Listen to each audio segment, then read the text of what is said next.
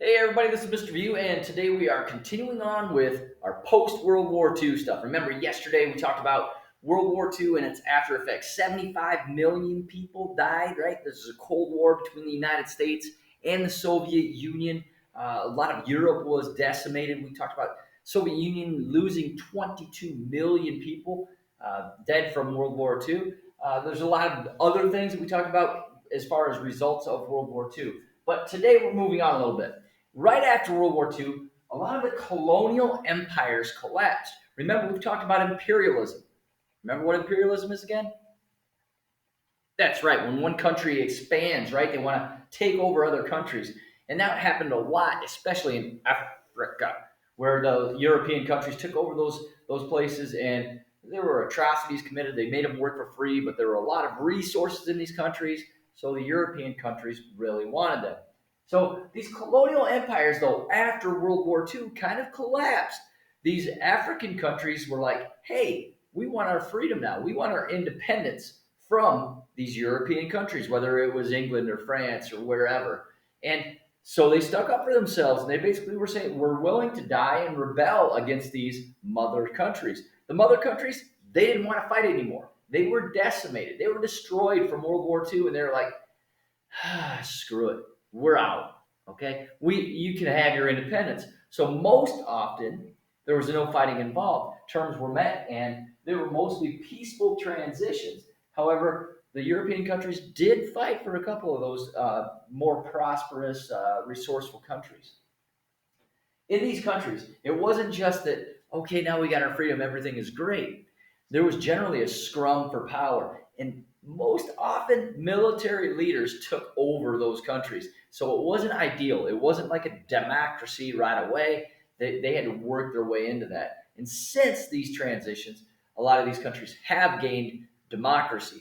But back then, it was a real struggle, and the strongest took control. And generally, they were military leaders, and they set up a one-party dictatorship, which meant that they controlled the whole country, kind of like a kingdom, if you will. But like I said, since then, some have gone democratic.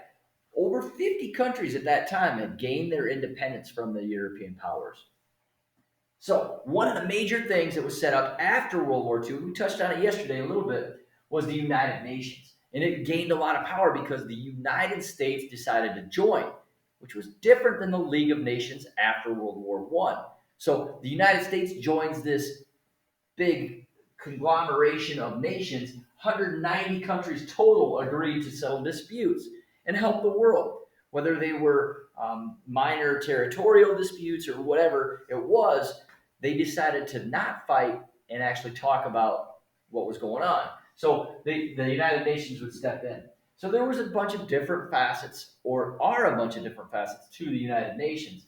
Number one, they're supposed to be peacekeepers. They're supposed to keep world peace. Like I just said, they're supposed to negotiate, talk through their problems. And if somebody's being stupid, they're supposed to punish those aggressors, right? They slap them back into place. So they punish aggressors first with sanctions. Sanctions mean, hey, we're not going to trade with you, or we're not going to do this. And that generally cripples a country. Sanctions are put right now against a few countries in the world. The United Nations have decided, hey, we're not going to do this. And that really, really hurts a country when they can't trade with other people or whatever. So the peacekeepers, they try to keep the peace. If it's necessary, they will drop bombs on these countries who are misbehaving. The World Health Organization, that has come into play a lot over this last year in this pandemic, this COVID pandemic, right? But initially it was for like eradicating smallpox and helping with AIDS education, malnutrition, going into these poor countries, giving them food, making sure that they have safe drinking water. Now we know that the World Health Organization has had a big role in and tried to stem the pandemic, and their guidelines have kind of led the world in which way to go with dealing with the pandemic. Summits are general meetings to discuss important issues, and these summits have decided a lot of things worldwide in the last 60, 70 years, including women's rights, population and population control, and what to do about the environment and creating a cleaner environment, if you will. So these summits, these large meetings, have a great deal of impact on the world. Another thing that the the UN is supposed to do is protect human rights. In 1948, they declared the Universal Declaration of Human Rights. And this was supposed to give people basic freedoms, right?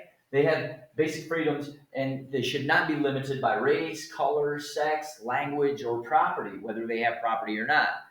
People throughout the world have the right to life, liberty, and security. And if the country is taking that from those people, then it's time for the UN to step in. And they'll slap sanctions on a country or bomb them, depending on what they do. The Helsinki Accords in 1975 protected freedom of speech, freedom of religion, and freedom of press throughout the world. Now, is that the case? No, A lot of communist countries, they do not allow these freedoms. And even in the United States, we will say that there's censorship throughout our country and we can't do certain things. Ooh, there's a COVID passport right now, right? Ooh, and things like that. So this, although the Helsinki Accords is supposed to allow freedom of speech, religion, and press, that's not always the case. And if a country like China decides, hey, we're going to do this, it's very difficult for the United Nations to attack that country because it is so big, so powerful, and has some nuclear weapons behind it, right? So your assignment for today is a briefly written answer that is going to discuss whether the United Nations should come in and step into a country. If a country is treating their people poorly or whatever, should the United Nations step in? Or is it their country and we should just stay out of it? Answer, be truthful, and good luck. I'll talk to you tomorrow.